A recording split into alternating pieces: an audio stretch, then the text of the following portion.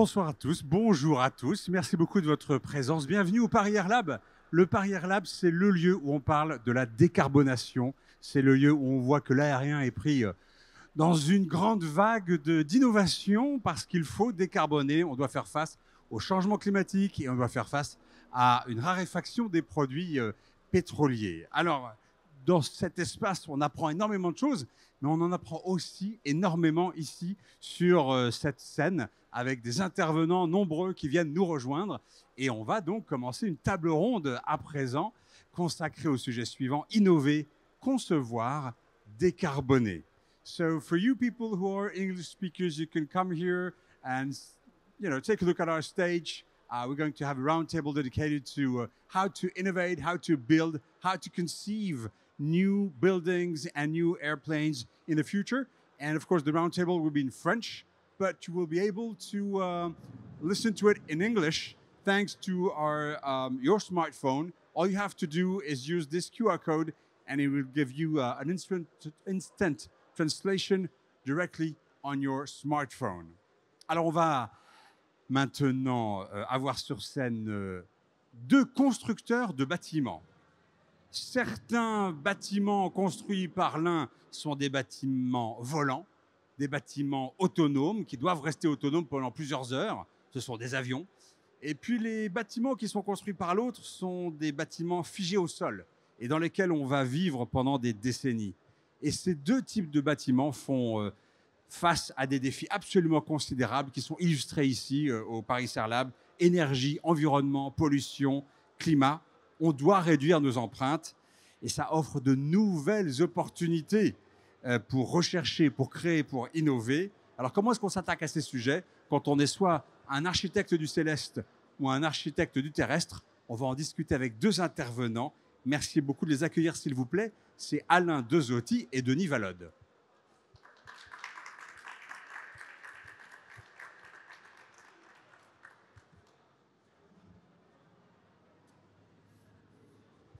Merci beaucoup d'être avec nous, messieurs. Donc, à ma droite, Denis Valode, architecte. À ma gauche, Alain Dezotti. Alors, Alain Dezotti, vous êtes responsable de l'architecture et de l'intégration avion chez Airbus pour tout ce qui est aviation civile et commerciale.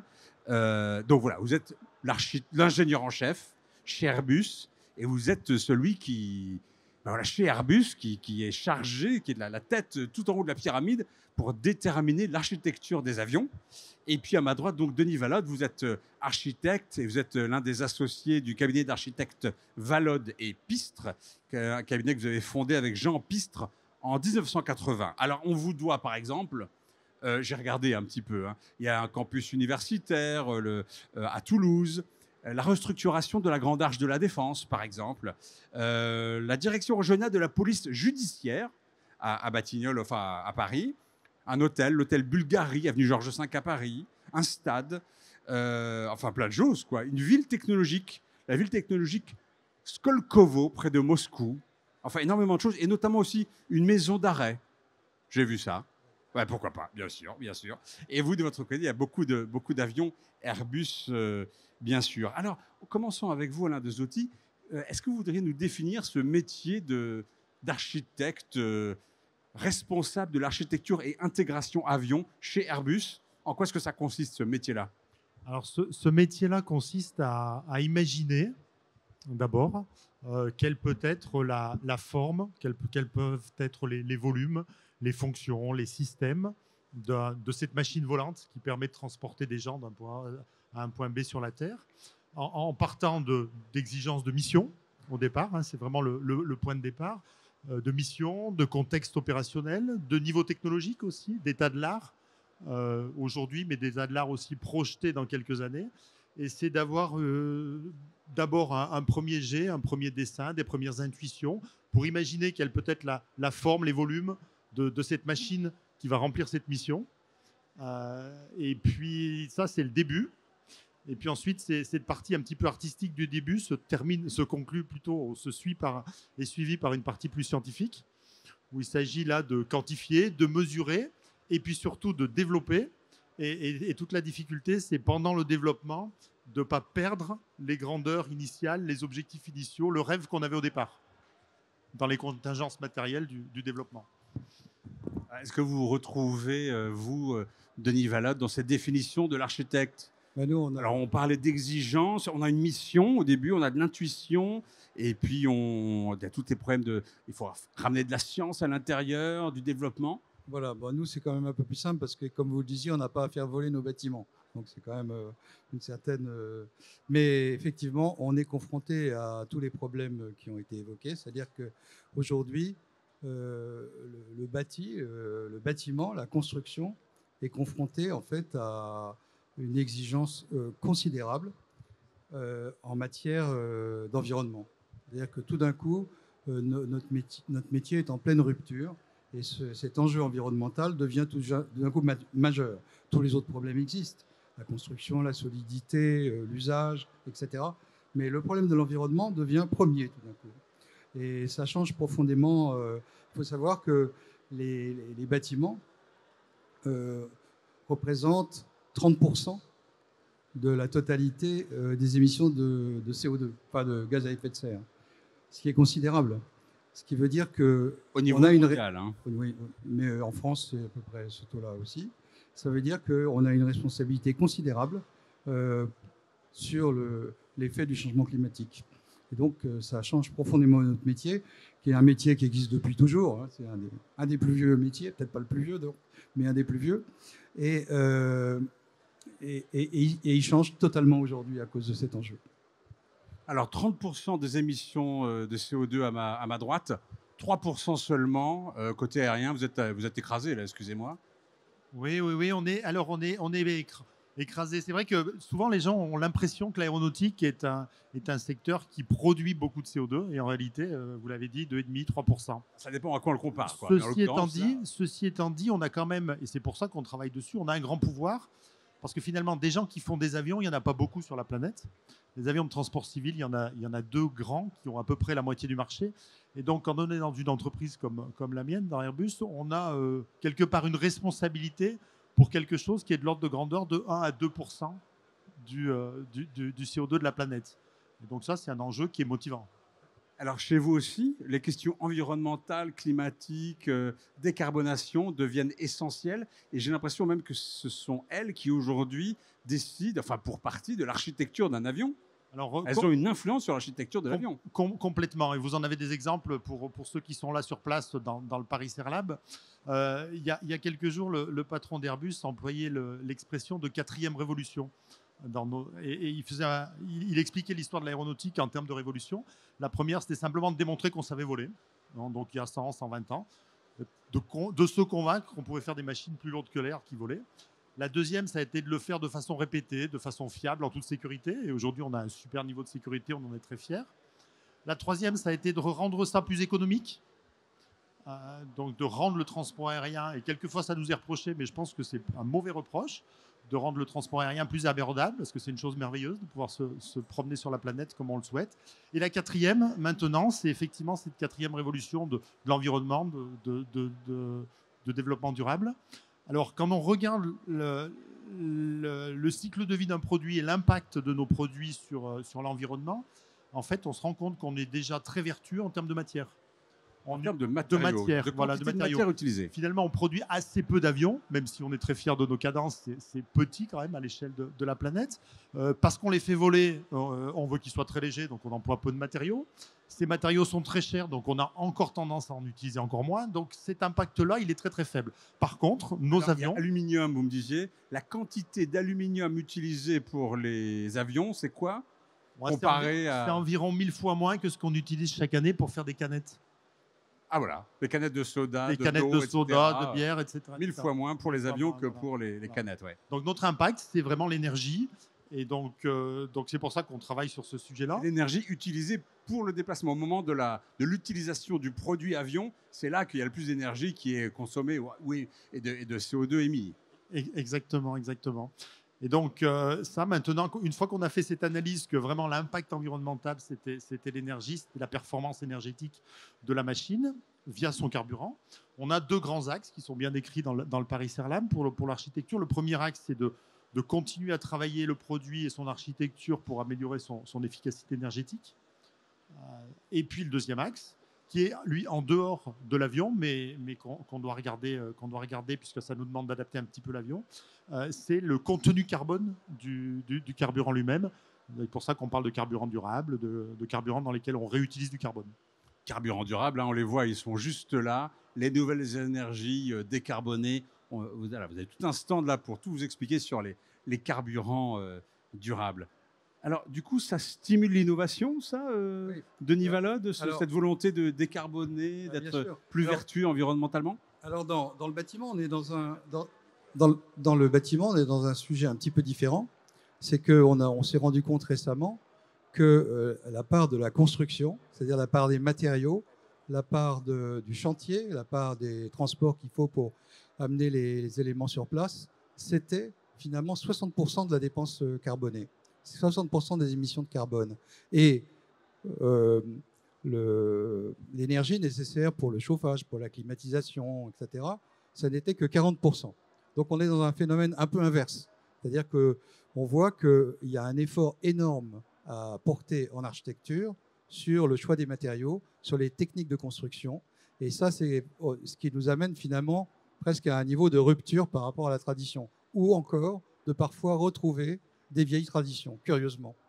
Et puis, il faut l'innovation, et l'innovation vous amène à retrouver des matériaux et des moyens de construire traditionnels. Je vais vous surprendre, mais dans 3 projets récents qu'on est en train de réaliser, le siège de GRDF, la structure, les planchers et les façades sont entièrement en bois. Donc voilà, pour le Gaz de France. Tout est en bois. On voit à l'intérieur, et si vous regardez les images intérieures, vous verrez que tout est en bois. Donc, même la structure. Hein, la structure est en bois. Ouais, voilà, c'est des poutres en bois. Le bois est un excellent matériau. Alors pourquoi est-ce qu'on fait ça? Parce que le bois, quand il pousse, l'arbre, quand il pousse, eh bien, il absorbe du CO2. Il absorbe du CO2 et il le stocke. Et puis si vous le laissez vivre sa vie, il va finir un jour par mourir, pourrir ou brûler dans les incendies. Et à ce moment-là, tout le CO2 va repartir dans l'atmosphère. Donc vous n'aurez rien gagné. Mais par contre, si vous le prenez, vous en faites du bois d'ouvrage, que vous en faites une structure, par exemple la structure du siège de GRDF, eh bien ce CO2, ce carbone, il est stocké. Il est stocké, on fait un puits de carbone. Et ça, c'est quelque chose d'extrêmement intéressant. Et ça veut dire qu'aujourd'hui, on va s'attacher dans tous les projets à avoir le maximum de produits biosourcés qui sont justement des produits qui ont par exemple, tout à l'heure on verra un autre projet, toute l'isolation est en liège. Liège, c'est un matériau traditionnel, mais le liège, c'est quelque chose qui a stocké du CO2 et qui va le garder si on ne le laisse pas pourrir ou brûler.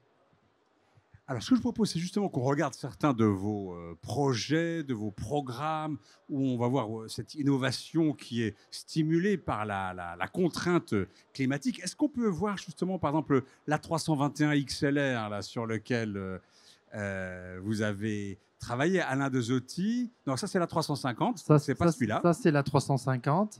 Donc, peut-être quelques planches d'avant. On peut parler de celui-là aussi. Alors, je vais m'en occuper. Hop. A321 XLR, s'il vous plaît. Non, ça, c'est pas ça non plus. Alors, c'est pas grave. Parlons de l'aile volante. Aile volante, alors, elle est là, d'ailleurs, on la voit, je la vois d'ici. Il y a la jolie maquette là, de cette aile volante Airbus. Qu'est-ce que vous pouvez nous en dire? On va vraiment, alors parce qu'on l'annonce pour 2035, là-bas on parle d'elle pour 2035. En 2018, on en parlait déjà pour 2035, donc j'ai l'impression que vous maintenez le calendrier. Ça va vraiment voler en 2035? Alors, 2035, c'est quoi? C'est un vol commercial ou c'est un vol d'essai? L'aile volante, c'est un concept extrêmement intéressant. Parce que en fait, dans un avion, on parlait que notre impact climatique, c'est vraiment notre consommation de carburant. Donc, on essaye de la minimiser au maximum. Et ce carburant qu'on consomme, en fait, on le compose. C'est le prix à payer pour voler dans l'air. Donc, pour être dans l'air, il faut assurer de la portance de cet engin plus lourd que l'air. Et le prix à payer pour cette portance, c'est ce qu'on appelle la traînée aérodynamique. Et c'est cette force de traînée aérodynamique qu'on compense avec la poussée des moteurs et pour laquelle on doit brûler du carburant. Alors l'intérêt de l'aile volante, c'est qu'en fait, toute la surface de l'avion est une surface qui traîne, mais qui porte. Donc le rapport entre la force de portance dont on a besoin pour voler et la force de traînée qui est celle pour laquelle on paye du carburant, ce rapport est bien meilleur. Et on imagine une efficacité potentielle de 20% simplement par la configuration. Une efficacité quoi? De 20% simplement. En matière de portance. En matière de portance. Donc, simplement par la configuration. Par contre, elle a d'autres difficultés. C'est pour ça qu'on ne l'a pas encore faite, on ne l'a pas encore essayé dans le monde civil. Ça a été utilisé dans le monde militaire. Des difficultés purement technologiques. Dans le monde militaire, on a effectivement des avions qui ressemblent presque à des ailes volantes. Hein, avec, Voilà, alors à l'horizon, ils ont bombardiers furtifs en particulier. Voilà. Alors, vous parlez de furtivité, effectivement, dans l'architecture, c'est important de savoir pourquoi on fait les choses. Dans le domaine militaire, ils essayent de faire des avions les plus discrets possibles. Et donc, eux, leur problème, c'est de minimiser les surfaces qui sont exposées au radar. Donc, de la même façon qu'on essaye, nous, de maximiser la portance et de minimiser la traînée, eux, pour une portance donnée, pour une mission donnée, ils veulent minimiser les surfaces exposées au radar dans une certaine direction en particulier. Et ils arrivent à ce type de forme. Alors là, vous travaillez là-dessus aujourd'hui? Alors, on travaille là-dessus. On avait fait voler un petit prototype il y a quelques années pour bien comprendre le contrôle de cet avion. Et là, maintenant, on s'est convaincu qu'on savait piloter, qu'on saurait contrôler un avion comme ceci. Et maintenant, le travail va plus être un travail non pas technologique, mais plutôt, il faut qu'on produise ces avions en grande quantité. Et ils sont complètement différents. Et donc, on doit imaginer aussi le système industriel qui permettra de les produire en grande quantité et qui permettrait aussi d'être assez souple pour faire des avions de différentes tailles. De la même façon qu'aujourd'hui, on a un A319, un A320, un A321. Si on remplace cette gamme d'avions par ce type de machine-là, il faudrait être capable de couvrir le marché avec différentes tailles d'ailes volantes. Alors, j'ai vu que beaucoup de personnes nous ont rejoints. Merci beaucoup de votre présence. On fait quoi dans cette table ronde? On a deux architectes. On a d'une part le chief architecte, l'architecte en chef de chez Airbus, et puis un architecte de bâtiments solidement ancré au sol, qui est Denis Vallode du cabinet Vallode et Pistre. Alors, on a vu l'exemple là, de cette aile volante. Qu'est-ce que ça vous inspire, Denis Vallode? Ah ouais, moi, je trouve ça vraiment intéressant. C'est effectivement un projet de rupture parce que, alors, c'est sans doute, on en parlait, un espèce d'effet darwinien qui fait que progressivement, les avions finissent par tous se ressembler. Aujourd'hui, ils se ressemblent tous, quoi, quand on n'est pas un spécialiste. C'est un peu le cas pour les bâtiments au sol, d'ailleurs. C'est vrai. Sauf que parfois, c'est plutôt un manque d'imagination. Et ça, c'est plus grave. Est-ce que vous êtes beaucoup plus libre dans les formes que vous voulez, créer? Mais effectivement. Et d'ailleurs, je vais pouvoir vous montrer des projets qui sont des projets de rupture. Et à partir du moment où on s'interroge sur un certain nombre de questions et qu'on veut finalement prendre peut-être des chemins un peu de traverse pour résoudre les problèmes, on arrive à des architectures complètement différentes. Hein. On peut regarder par exemple le projet ABC. Allez, c'est parti. Votre projet ABC. Alors, le projet ABC, ça veut dire ABC. ABC, ça veut dire Autonomous Building for Citizens. L'idée, c'est le building autonome pour les citoyens. Voilà, exactement, pour les citoyens urbains.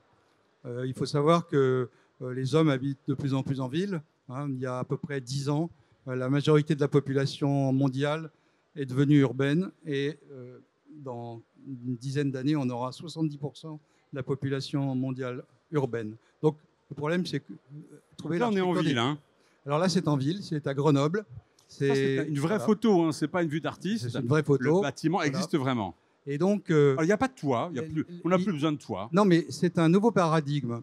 Quand on a construit des bâtiments jusqu'à maintenant, on a cherché à faire des bâtiments qui vous protègent de la pluie, qui vous protègent du soleil et qui vous protègent du vent. Et là, en fait, c'est le contraire. On essaye de capter le plus possible de soleil, capter le plus possible de pluie et capter le plus possible de vent. Alors le soleil, je comprends, parce qu'on voit des grands panneaux.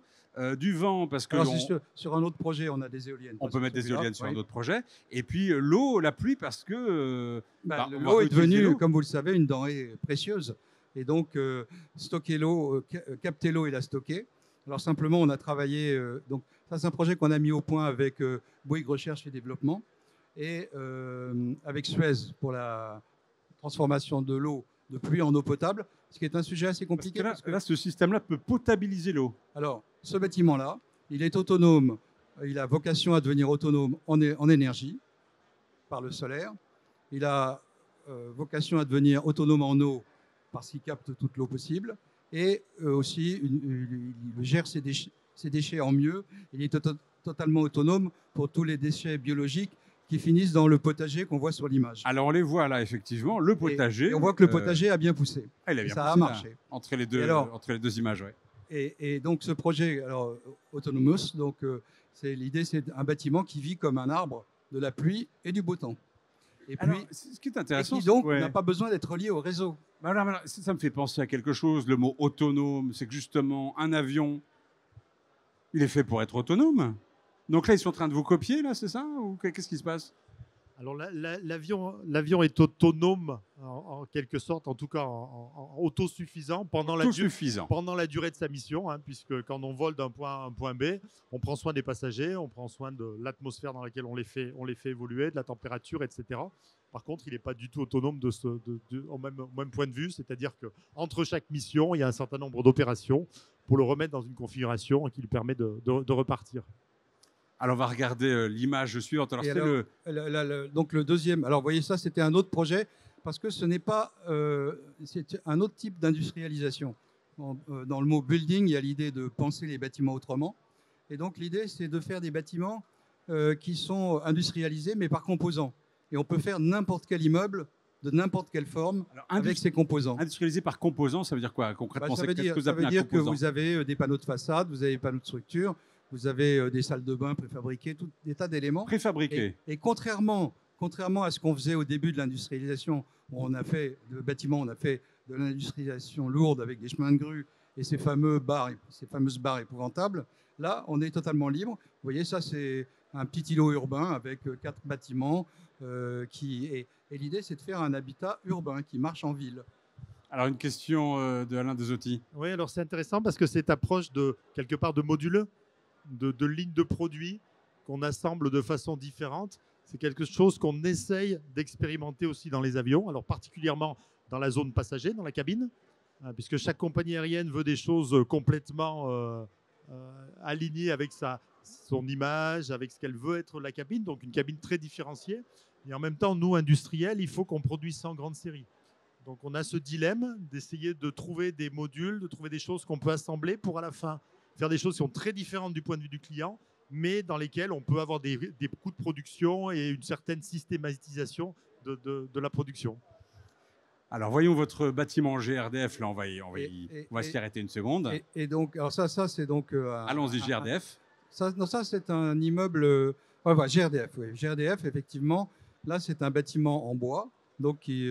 Alors, excusez-moi, quand je regarde là, j'ai pas l'impression que c'est du bois. C'est du bois? Oui, c'est du bois. Ah, d'accord. Oui. Alors, simplement, comme le bois, il a 2 inconvénients. Il a toutes les qualités. C'est un excellent matériau de construction. C'est très résistant. C'est très efficace sur le plan carbone. Donc, comme j'expliquais tout à l'heure, ça a 2 inconvénients. C'est que ça peut être altéré par les intempéries. Donc, il faut le protéger. Et ensuite, ça brûle. Le bois brûle. Donc, ça veut dire que dans un bâtiment comme ça, les circulations verticales et les fondations aussi sont en béton. On va rester sur la première et puis je vais m'occuper de faire... Merci. Voilà, qui est un matériau incombustible. Donc, on fait les circulations verticales qui permettent d'échapper au bâtiment entièrement en béton. Et ensuite, le bois à l'extérieur, on le protège par une fine couche de métal. Donc là, en fait, ce qu'on voit, c'est du métal. C'est du bois. Mais il y a du bois, mais c'est recouvert de métal. C'est recouvert de métal pour éviter que par les intempéries, il s'altère. Alors, il y a des bois qui résistent assez bien. On construit, par exemple, il y a un certain nombre de bois qui résistent, comme certains résineux, qui résistent bien aux intempéries, mais ils grisent, changent d'aspect. Donc, si on veut vraiment garder un bâtiment qui a un aspect parfaitement jamais altéré, il faut le protéger. Alors, quand on va à l'intérieur, voilà ce qu'on voit, c'est quand même absolument magnifique, des volumes gigantesques. Ça vous plaît, Alain Desotti? Il est magnifique, hein, il donne envie de venir y travailler. Là, on n'a pas envie de faire du télétravail avec un bureau comme ça. Ça, c'est la grosse question, effectivement, l'histoire du télétravail. Je vais m'en occuper. Voilà. Ça. Alors, effectivement, vous voyez, tous les plafonds sont en bois, tous les poteaux sont en bois, tout l'ensemble. Et ce qui donne, parce que ça donne une ambiance extrêmement agréable, c'est chaleureux. Ça, on l'a vu. Hein. Non, mais il y a aussi même une odeur. Ah oui. C'est-à-dire que l'homme, il a 5 sens et il faut satisfaire ces 5 sens. Et donc, on a un jardin à l'intérieur. Il y a un jardin à l'intérieur. Donc, vous utilisez le bois. Et alors, vous m'avez dit aussi qu'il y a un bâtiment tout à fait officiel pour lequel aujourd'hui vous utilisez la terre comme matériau de construction. On est en train de construire un hôtel 5 étoiles dans le sud de la France qui est un ancien château médiéval qu'on a grandi. Et on a décidé de l'agrandir entièrement en terre. Et la terre est un excellent matériau. Alors, c'est des matériaux qu'on utilisait traditionnellement. On a toute une région de France où on construisait toujours en terre. Et en fait, la terre est un matériau très isolant et un matériau extrêmement, évidemment, très intéressant sur le plan carbone parce qu'on la prend sur place et on n'a pas besoin de la fabriquer. Donc, quand vous faites du ciment, il faut chauffer. Et quand vous utilisez de la terre, vous l'utilisez telle qu'elle sèche et ça donne un très bon matériau de construction. Alors, Denis Vallode utilise des matériaux traditionnels. On revient aux matériaux traditionnels. Est-ce que Airbus va se mettre à refaire des avions en bois et en toile? Alors, on a besoin, pour faire nos avions extrêmement légers, avec des voilures de très grande envergure, on a besoin de deux choses. D'abord, des propriétés mécaniques qui soient extrêmement élevées. Et puis aussi, quand on dimensionne l'avion, on ne peut pas se permettre d'avoir des marges trop importantes pour laisser de la masse. Donc, on a besoin de connaître très, très précisément les propriétés des matériaux. Et donc, on est obligé d'utiliser quelque part des matériaux qui sont, entre guillemets, fabriqués et artificiels, avec les propriétés parfaitement contrôlées. Ceci étant dit, vous avez juste un petit peu plus loin là, un constructeur de petits avions, Aura Aero, une start-up toulousaine qui fait un avion biplace dont le longeron, les parties principales de la structure de la voilure sont en bois. Des bois collés. Ah bah voilà, oui, donc on y arrive. Hein. C'était une boutade, mais finalement, vous me dites que ça existe. Ça se fait. Est-ce que, avant de continuer avec quelques-uns de vos bâtiments, Denis Vallode, on peut s'arrêter avec vous, Alain Dezotti, sur quelles sont les grandes directions architecturales que sont en train de prendre les avions? Là, vous venez de parler, par exemple, d'une aile allongée. Ça, c'est un des éléments essentiels qu'on va probablement voir dans les décennies à venir. Des ailes plus longues. Hein. Je crois qu'un A380, son envergure, c'est environ 80 mètres. Hein. Et là, on va voir des avions avec une envergure plus grande que 80 mètres. Alors, pas forcément plus grande. Si on faisait un avion de la taille du 380, effectivement, on voudrait aujourd'hui faire une voilure d'une envergure plus grande que 80 mètres. Sur un avion plus petit, ça ne serait pas le cas. Mais typiquement, un A320 aujourd'hui a une envergure de 36 mètres. Un avion de même taille dans une quinzaine d'années aura une envergure de 40 à 45 mètres. Alors pourquoi on fait ça?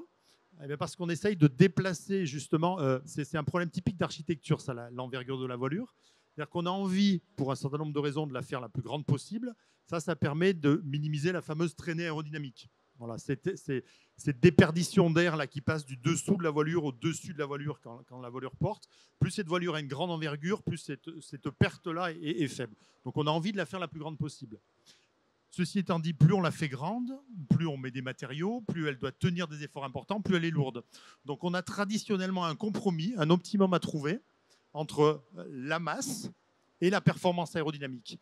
Et là, comme on est tiré par la consommation de carburant, par la valeur du CO2, on va avoir tendance, cet optimum, on va avoir tendance à le déplacer vers de très grandes envergures. Alors comment on va faire ça? On va utiliser des matériaux encore plus sophistiqués que ceux qu'on avait avant, mais ça ne suffira pas. Et donc la prochaine évolution ou révolution, il y a un démonstrateur là, au fond du Paris Air Lab qui montre ça. On va essayer de contrôler de façon continue, de façon dynamique, la forme et la résistance quelque part, ou les efforts aérodynamiques que voit cette voilure pendant le vol. Donc on va se servir de toutes les surfaces de contrôle qu'on a sur cette voilure, non seulement pour contrôler l'avion, mais aussi pour contrôler la forme de la voilure, pour empêcher quelque part qu'elle se déforme trop quand elle prend des efforts. Donc on va avoir une très grosse interaction entre la structure morte de la voilure, entre guillemets, et puis la partie vivante de la voilure, tous les systèmes qu'on a à l'intérieur. Donc la voilure devient un animal intelligent, là, qui participe à la performance de l'avion encore plus qu'avant. Alors, si vous dirigez tout à l'heure, après la table ronde, hein, si vous dirigez tout au fond, vous allez voir une de ces voiles allongées et on va vous montrer, c'est une petite maquette qui est faite en impression 3D et on voit effectivement que elle se déforme grâce à des flaps qui sortent un peu de tous les côtés. Et puis, on voit en plus, chose incroyable, elle a une charnière en plein milieu, donc on a la voile, il y a une charnière et la voile, elle est capable de... Pardon, pas la voile, l'aile est capable de se plier. Voilà, alors ça sert à deux choses. La première qui est assez triviale, c'est de voilure de grande envergure. Quand l'avion rentre au garage, elle va le gêner sur la place de parking, tout simplement. Donc là, au sol, on replie cette voilure et on gare l'avion sur la même place de parking qu'avant. Et donc, on peut utiliser les mêmes emplacements au sol et mettre le même nombre d'avions au sol sur l'aéroport. Donc ça, c'est la première contrainte. La chose nouvelle avec ça, c'est d'essayer de le faire en vol dans des cas très, très, très particuliers. Notre voilure, elle doit être capable de résister à tous les efforts que verrait toute la flotte d'avions pendant toute leur vie. Donc la pire rafale qui peut arriver dans le siècle, et la voilure doit résister à ça. Et le jour où ça arrive, il y a beaucoup trop de portance pour cet avion, donc on n'a pas besoin de toute cette portance. Donc à ce moment-là, ce qu'on imagine, c'est de la replier en vol, un peu comme ferait un oiseau qui prend une grosse rafale, il replie ses ailes pour pas avoir mal. Et ben, l'avion ferait ça en quelque sorte. Donc d'un seul coup, on est capable de lâcher, si je puis dire, de lâcher la ce voile, degré et de la liberté voile, et de laisser cette partie de voilure elle peut battre. battre tranquillement. Incroyable. Donc voilà, voilure de très grande envergure, des moteurs de plus grand diamètre avec des open rotors, c'est-à-dire que on va utiliser peut-être un peu moins tout ce qui est réacteur, utiliser davantage des hélices, et des hélices qui ne seront pas forcément carénées, qui ne seront pas forcément sous nacelle. Alors ça, c'est le même type d'évolution. Historiquement, les réacteurs, ça a été je pousse de l'air. Enfin, c'est un principe d'action et de réaction. Hein. On a une machine là qui permet de pousser beaucoup d'air derrière l'avion. Et puis action et réaction, bah, l'avion il est poussé dans l'autre sens. Et historiquement, les premiers réacteurs, en tout cas, ont poussé un petit volume d'air à très grande vitesse. C'est ce qu'il y a toujours sur les chasseurs d'ailleurs, ce que vous entendez qui fait beaucoup de bruit. Et puis petit à petit, on s'est rendu compte qu'en fait, il valait mieux pousser un plus grand volume d'air avec des vitesses inférieures. Parce que les pertes d'énergie, elles sont liées à l'énergie cinétique dans ce gaz, donc elles évoluent comme le carré de la vitesse, alors que la force, elle, c'est simplement la vitesse. Donc on veut pour une force donnée minimiser les pertes. Donc on a bougé de plus en plus d'air à des vitesses de plus en plus faibles. Et pour ça, on a fait des moteurs de plus en plus grands. C'est ce qu'on appelle le taux de dilution du moteur, on les a augmentés. Le taux de dilution. Dilution, voilà, parce que c'est le rapport entre l'air qui passe au cœur du moteur, là, dans la machine chaude, et puis l'air qui passe tout autour et qui sert essentiellement à la propulsion. Et là, on arrive à un point où la taille des moteurs est telle que vraisemblablement, aujourd'hui, les moteurs, on les emballe dans une nacelle. Donc la grande hélice, là, la soufflante, le fan en anglais qui tourne devant le moteur, on l'emballe dans une nacelle. Alors ça a un certain nombre d'intérêts pour la sécurité, pour la performance aussi. Mais au-delà d'une certaine taille, cette nacelle, là, ce cocon autour du moteur, devient très lourd. Et a lui-même aussi une traînée aérodynamique importante. Donc ce qu'on imagine dans les moteurs futurs, c'est d'enlever complètement cette zone-là et d'avoir cette hélice, cette soufflante qui tourne comme une grande hélice. Alors, n'ayant plus le tube autour d'elle pour guider l'air, il va falloir avoir des formes extrêmement sophistiquées. Et puis, si vous le voyez, cet exemple-là, ce moteur-là, derrière cette rangée, cette hélice qui tourne, il y a une espèce d'hélice fixe, alors qui n'est pas tout à fait fixe, elle est fixe dans l'espace, mais on peut en faire un petit peu varier l'orientation, et qui va redresser le flux d'air derrière l'hélice pour maintenir l'efficacité. Denis Valode, je vous vois opiner du chef. Ah oui, c'est passionnant. Ouais, c'est passionnant. Oui, c'est passionnant. Vous avez des souvenirs du Salon du Bourget? Bah oui, moi j'y allais quand j'étais enfant, enfin jeune. Je me rappelle, à l'époque, je fabriquais des maquettes en plastique d'avions, là, et je trouvais ça absolument passionnant. Bon, c'est vrai que j'avais un peu lâché depuis, et je suis très content de la reprise de contact d'aujourd'hui. Je trouve ça absolument passionnant, et c'est vrai que c'est de l'architecture. Hein. Étymologiquement, un architecte, c'est Archis, c'est le premier, Tecton, constructeur, et surtout, au départ, c'était un charpentier. Voilà. Donc finalement, charpentier qui fabriquait des vaisseaux, et maintenant les vaisseaux volent. Voilà, des vaisseaux, des nefs, des bateaux, des navires. Ouais, ouais. Alors, dans une table ronde, il y a un moment donné, on se tourne vers le public.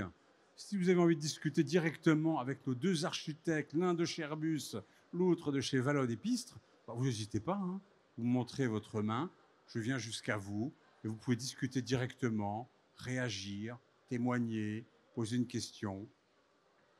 C'est vraiment comme vous le souhaitez. Et surtout, c'est quand vous voulez. D'accord? On ne peut pas faire plus libre et plus large. On est bon? Anne Bondiou. Bonjour. Anne Bonjour. Bondiou. J'ai une petite question sur votre bâtiment autonome avec des panneaux solaires.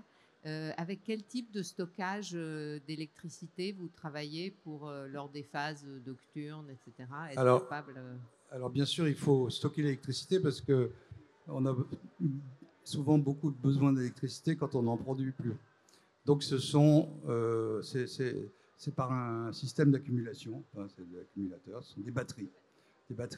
Alors il y a plusieurs dispositifs et il y a en particulier des batteries de récupération de l'automobile, qui est finalement, quand elles sont plus tout à fait efficaces pour être dans une automobile, elles sont encore bonnes pour nous servir.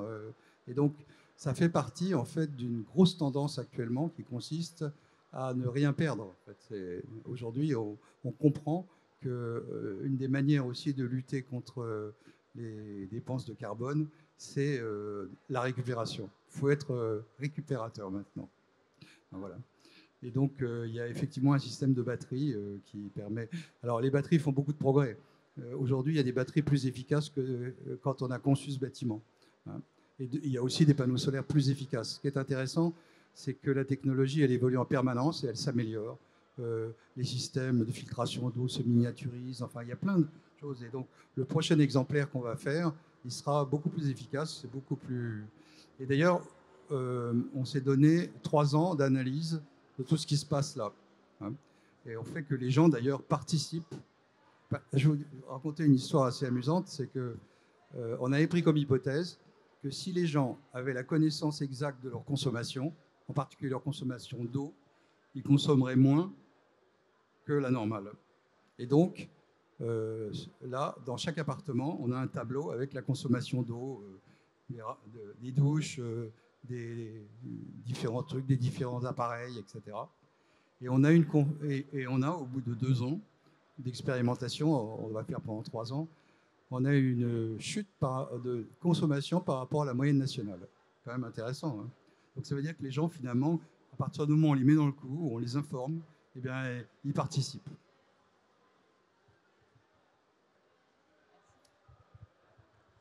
Alors, je vous propose de poursuivre, peut-être, et qu'on continue de voir certains de vos bâtiments, Denis Valode. Alors, on a vu donc ABC, on a vu le siège de GRDF. Et ce qu'on pourrait voir, peut-être, c'est un quartier à Issy-les-Moulineaux, qui est. Alors, ça, non plus, ça c'est du réel. Hein, c'est un quartier qui existe aujourd'hui. Qui est habité. Qui est habité. Alors, parlez-nous de ce quartier à Issy-les-Moulineaux. Si vous voulez, le problème des architectes aujourd'hui, c'est pas seulement de réduire en fait les émissions de carbone, c'est de faire que les gens survivent en ville malgré le réchauffement climatique. Il faut bien voir que, alors en plus en Europe on n'a pas de chance, c'est la région du monde qui se réchauffe le plus vite. C'est comme ça. Donc on cherche à trouver le moyen de rendre les villes habitables.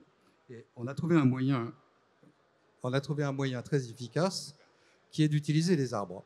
Parce que, alors tout à l'heure, on expliquait que l'arbre était intéressant sur le plan du CO2, mais l'arbre, il a un autre avantage, c'est qu'il prend de l'eau dans le sol et il évapore avec ses feuilles. Et donc, c'est un système de climatisation.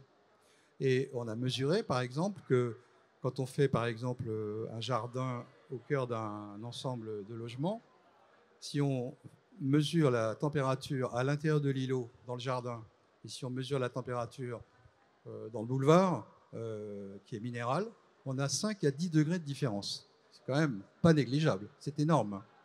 Et donc, ce quartier-là, c'est un quartier qui est construit autour ce qu'on appelle une forêt urbaine.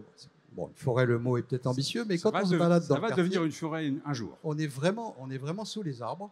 Alors, on fait 3 couches d'arbres, des arbres qui tapissent le sol, des arbustes et des plantes qui tapissent le sol, des arbustes un petit peu plus haut, et puis une canopée d'arbres au-dessus. Et chacune de ces strates a un rôle sur le plan de la biodiversité et sur le plan aussi de la climatisation, en quelque sorte. Et ça crée en fait des lieux qui sont beaucoup plus agréables à habiter. Et c'est un des moyens qu'on a de lutter pour éviter en fait un trop fort réchauffement climatique en ville. Le problème, c'est la ville, comme je le disais tout à l'heure. Alors, j'avais envie que peut-être, avant qu'on voit encore d'autres projets, peut-être que vous discutiez l'un avec l'autre, là, parce que je sais que l'aéronautique, c'était un rêve de gosse. Hein, vous avez mis vraiment ça. C'était intéressant on s'est rencontrés, là, vous êtes rencontrés il y a à peu près 1 heure avec Alain de Zotti. Qu'est-ce que vous auriez... c'est un autre architecte, hein? Ah bah oui, tout à fait. C'est un architecte comme vous, lui, finalement Ah ben, je pense qu'effectivement, à partir du moment où il s'agit de dessiner...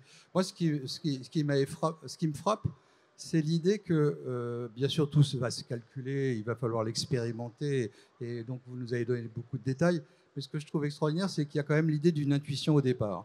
Il y a l'intuition, parce que l'idée de l'aile volante, j'imagine qu'il y a une intuition que ça va marcher. Et puis après, il faut le vérifier. Et nous, on travaille comme ça aussi. Il y a de l'intuition ?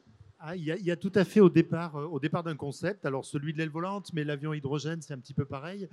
Soit parce qu'il y a une rupture technologique, soit parce qu'on va utiliser des technologies complètement différentes, soit parce qu'on a un objectif un petit peu différent. Au départ, pour pondre en quelque sorte le premier concept, jeter les bases d'un premier concept, c'est pas de la science. C'est quelque chose, c'est une activité qui est beaucoup plus artistique.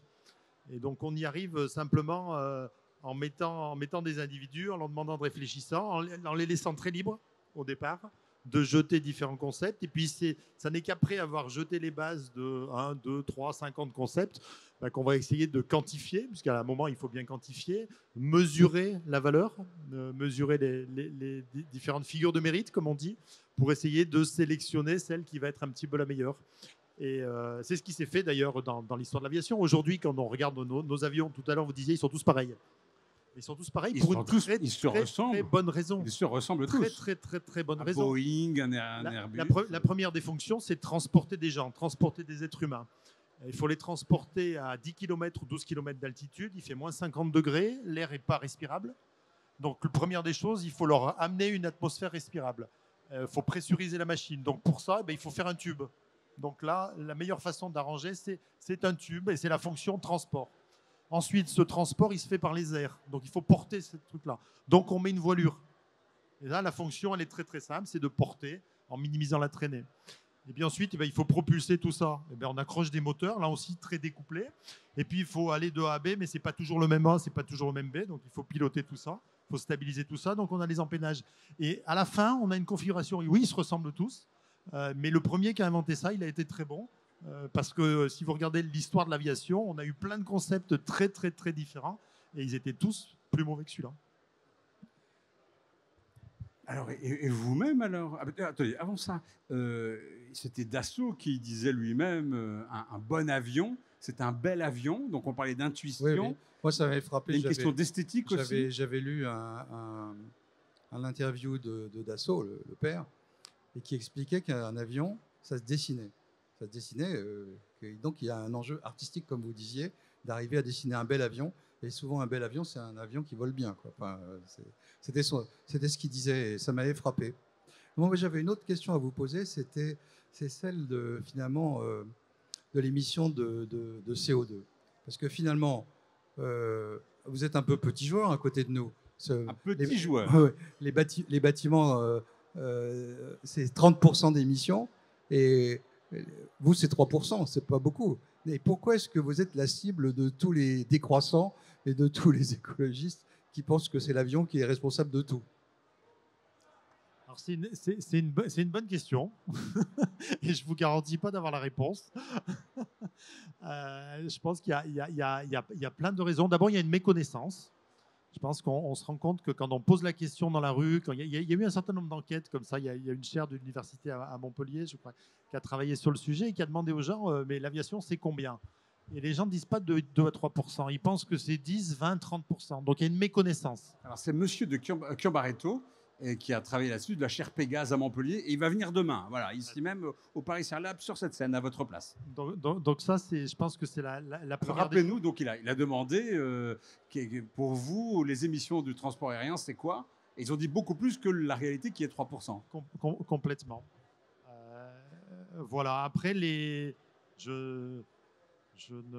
j'avoue que c'est une des questions que je me pose actuellement, de comprendre effectivement le pourquoi et de comprendre ce paradoxe aussi, parce qu'on a d'un côté cette réaction très forte, mais on a à côté un secteur qui est plein de succès. Les aéroports sont pleins de nouveau, les gens voyagent, les gens sont contents de voyager. Et pourquoi? Parce que ça répond à un besoin. Moi, j'étais il n'y a pas très longtemps à l'aéroport de Toulouse, j'ai accueilli ma fille, elle vit en Angleterre. Elle est venue en avion, et quand je regardais les gens qui débarquaient de l'avion, c'est des gens qui se retrouvent. C'est comme au Salon du Bourget, on a besoin de se voir pour travailler, pour négocier, pour discuter, pour s'aimer. On a besoin de se rencontrer. Et l'avion permet ça. Donc il y a ce besoin aussi. Alors vous-même, Alain Dezotti, est-ce qu'il y a envie de poser quelques questions à Denis Vallode, peut-être, sur sa manière de voir les choses, de les concevoir, de les construire Alors moi, j'aimerais bien comprendre comment on fait pour passer pour pas perdre son âme entre le moment où on fait ce projet, où on a l'imagination, et puis ensuite on fait travailler tous ces corps de métier ensemble qui sont pas d'accord, qui veulent tous tirer dans leur sens, etc. Comment on arrive à trouver l'équilibre finalement et quand même livrer en temps, livrer en heure, livrer en qualité. Alors, avant que vous ne répondiez, ce qui m'intéresse beaucoup, c'est que vous êtes censé avoir la réponse dans votre domaine, hein. Mais on essaye. Alors, est-ce que ça veut dire que c'est compliqué pour vous de faire en sorte que tout le monde ne tire pas dans son, tire pas dans son sens, si je puis dire? Un des rôles de l'architecte, c'est de trouver un compromis entre différentes disciplines, entre différents usages, entre différentes technologies, de trouver le meilleur compromis possible. Mais souvent, un compromis, les Français n'aiment pas bien le mot compromis, c'est un équilibre. Et bon, il faut trouver l'équilibre entre différentes parties prenantes. Donc c'est toujours un art. Il faut maintenir aussi cet équilibre dans la vie du projet. Ça aussi, c'est une difficulté parce qu'on peut avoir tendance, face aux premières difficultés, tout d'un coup, à vouloir briser l'équilibre délicat qu'on avait imaginé au départ. Vous ressentez la même chose? La réponse, nous, c'est que je pense que, comme architecte, on a beaucoup de chance. On a beaucoup de chance parce qu'on vit dans un monde où chaque métier est de plus en plus spécialisé. Si je prends la médecine, un grand médecin, c'est un médecin qui connaît parfaitement le petit doigt de la main gauche, quoi. Il est le plus fort dans le petit doigt de la main gauche, mais il connaît d'une certaine façon que ça. Alors que nous, on a la chance en fait d'être des généralistes. Et c'est une grande chance dans notre monde d'aujourd'hui. On a la chance finalement d'avoir un rôle de synthèse entre tous les métiers, parce que bien sûr, on travaille avec des ingénieurs et on considère que leur rôle est essentiel. On travaille avec tous les types d'activités et on travaille avec des spécialistes de la sociologie. On travaille donc avec des domaines de pensée qui sont des techniques, qui sont parfois sociologiques, qui sont parfois artistiques, parce qu'il y a l'idée de l'esthétique dans l'architecture, etc. Et on a la chance d'être à la synthèse